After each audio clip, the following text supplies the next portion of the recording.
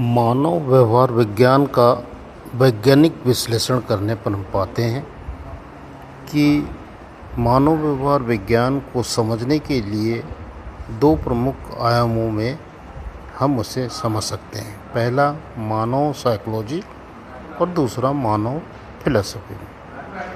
Psychology उस प्रक्रिया का अध्ययन करती है जिसमें कि मनुष्य मस्तिष्क, संज्ञान, भावनाएं और व्यवहार सक्रिय होते हैं। फिलॉसफी यह विश्लेषण करती है कि किसी व्यवहार के पीछे नैतिकता, एथिक्स, चेतना, कॉन्शसनेस और जीवन मूल्य, वैल्यूज़ क्या है। एक केस स्टडी के रूप में इस वीडियो को ले तो बाघ के साथ व्यवहार किस प्रकार मानव कर रहे हैं। जब कुछ लोग बाघ के निकट जाकर मोबाइल से फोटो लेने का प्रयास करते हैं तो इस व्यवहार को वैज्ञानिक विश्लेषण हम निम्न प्रकार से कर सकते हैं। जैसे संज्ञानात्मक प्रक्रिया, कॉग्निटिव प्रोसेस। व्यक्ति के मस्तिष्क में निम्न विचार सक्रिय होते हैं। यह एक दुर्लभ अवसर है, मुझे यह फ़ोटो लेना चाहिए या वीडियो लेना चाहिए, मुझे कोई खतरा नहीं है, क्योंकि बहुत सारे लोग यहाँ पर है। इसे रिस्क अंडर एस्टिमेशन बायस कहा जाता है, जिसमें व्यक्ति खतरे को बहुत कम आंकता है या हल्के में लेता है। दूसरा भावनात्मक प्रेरक, इमोशनल ड्राइवर्स। ऐसे व्यवहार के पीछे प्रमुख भावनाएं होती है उत्साह, एक्साइटमेंट, जिज्ञासा, क्यूरियोसिटी। सामाजिक मान्यताओं की इच्छा, सोशल वैलिडेशन, जैसे सोशल मीडिया पर उनके द्वारा फ़ोटो और वीडियो को दिखाना। यह रिवार्ड सिस्टम एक्टिवेशन से जुड़ा हुआ मुद्दा होता है, जिसमें कि व्यक्ति के हार्मोन यानी डोपामाइन का प्रभाव स्पष्ट परिलक्षित होता है। तीसरा व्यवहारिक पैटर्न, बिहेवियरल पैटर्न। जोखिमपूर्ण परिस्थिति में भी व्यक्ति आगे बढ़ता है और समूह में होने पर जोखिम लेने की प्रवृत्ति बढ़ती जाती है। यही कारण है कि भीड़ में जो हिंसा बहुत तेज़ी से उग्र रूप लेती है।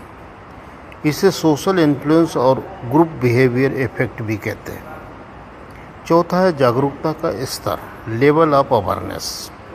यह व्यवहार दर्शाता है कि तत्काल इच्छा, इम्पल्स लोगों में बहुत सक्रिय है।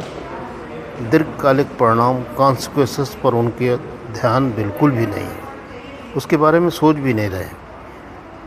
ऐसे व्यवहार को लो सिचुएशनल अवेयरनेस कहा जाता है। अब वन्य जीव प्रतिक्रिया को देखते हैं। बाघ जैसे एपेक्स प्रेडेटर, जिसे जंगल का राजा कहते हैं, का व्यवहार भी वैज्ञानिक रूप से समझा जा सकता है।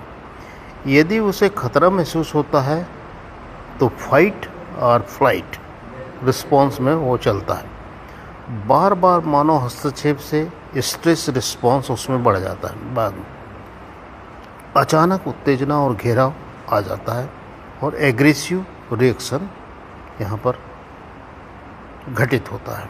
परिणाम हमला।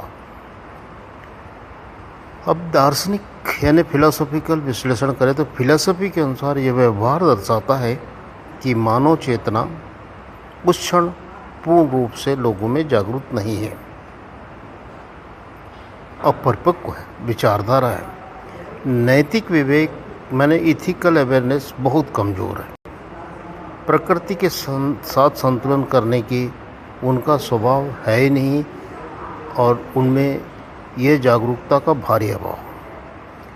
पूरे विश्लेषण का निष्कर्ष करें तो हम पाएंगे कि यह घटना से स्पष्ट होता है कि साइकोलॉजिकल स्तर पर यह व्यवहार मस्तिष्क की त्वरित इच्छाओं, जोखिम की गलत धारणा और सामाजिक प्रभाव से संचालित होता है।